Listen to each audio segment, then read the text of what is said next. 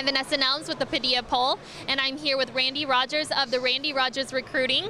How are you today? I'm good. Vanessa, thanks for having me on. Of course. Okay, so I know not to ask you the blanket questions of who are the people to go to and who to watch out for, but I spoke briefly to one of the coaches about Chad President earlier. What do you think about him, quarterback?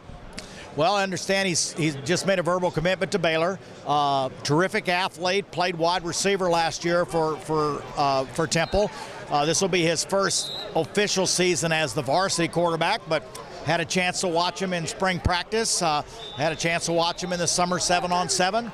Nice kid, got really excellent size. He's really a good athlete, and he'll get better and better as a quarterback because now he's taking full-time reps in practice as a quarterback and not just as a wide receiver. Any of the quarterbacks in that district that ring a bell to you that kind of stand out as well? Yeah. Well, you know, I travel all over the state. I drive about 30,000 miles a year. I've got so many names rattling around in my head right now. But there are some good players. That is a very competitive district, and so the one thing I found is because a lot of them touch Fort Hood, you have a lot of transfers in and out, and so the complexion and the strengths of each team can change from even spring practice all the way to the fall. So very competitive district. Looking forward to watching them. Which district would you say has the most competitiveness within the state of Texas? Yes. Oh my God, you know I'm going to get in trouble as soon as I answer that question. But it's between you and me. Don't even mind that. But I think what I've said to recruiters is that, okay, if you really want to make a name for yourself in Texas, what you do is recruit 75A, which is 5 miles either way of I-20 on the south side. The DeSoto's, the Cedar Hills, all those kinds of schools. There are so many players in that concentration area that you could basically call your recruiting area and not travel more than about 10 square miles. Okay, they call you the recruiting guru, but I know that you have some coaching experience in the past. What was the last place that you coached, and what position were you, head coach?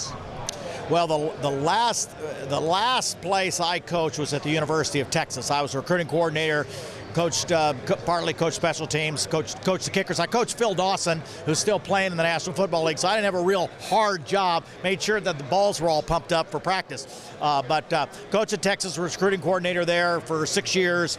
Before that at Illinois, so I worked for John Makovic for 10 years, and before that I was a small college head coach in both Minnesota and Indiana. So then why the high school recruiting? Well, it's a long and short story, but when I was at Texas, one of the hardest things that I thought assistant coaches had to do was evaluate players during the season, because they got to coach their team. That's the first priority of every coach, is to coach his team. Well, as the recruiting guy, I kept getting all the tapes dumped in on my desk. So I thought, you know what, there's probably a business plan in the outsourcing of recruiting evaluation, since I was the outsource on our own staff. And so after we all left Texas in '97, I just decided that, you know what, I think there's a business model there. I'm going to see if it works. At that point, my 2 oldest boys were both playing Division I football, but not on my team, so I never got to see them play. And so I had a 3-year window to watch them finish up their college careers. My wife encouraged me to do something to bring income in, and so I said, oh, what the hell, I'm going to do this scouting service, and here it is 15 years later, and I'm still doing it. Well, congratulations. Back to the season. In the Houston area, who do you feel the teams are, who are the ones to beat?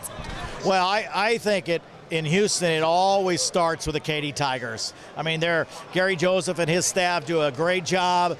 They're there every year. You look at the polls statewide almost every year, and the teams that are ranked at the top of the heap going into the season are usually the ones that finish the best at the end of the previous season. So when it comes to Houston, to me it starts and ends with Katy, and everybody else has drawn a bullseye on them. Anyone in particular at Katy that you think stands out? Well, Rodney Anderson, their excellent running back, who's only a junior. I mean, he is a big-time player, as good as any running back in Texas. And, you know, having played behind Adam Taylor last year, Rodney developed skills as a receiver, as a kick return guy, as a punt return. There are not many of the top-flight tailbacks in Texas that are also good in all three phases, and he's really good in four because he can pass block too. So he's the guy to start with. They got a really underrated tight end in Logan Lister, who's committed to Rodgers. He's so big right now that he could very well be an offensive tackle by the time he gets through five years down the road. But he's a really good player, and they got an excellent junior linebacker. Kid will be a junior by the name of Jake Blomstrom. Okay, what about the DFW area? Who are the teams to beat there?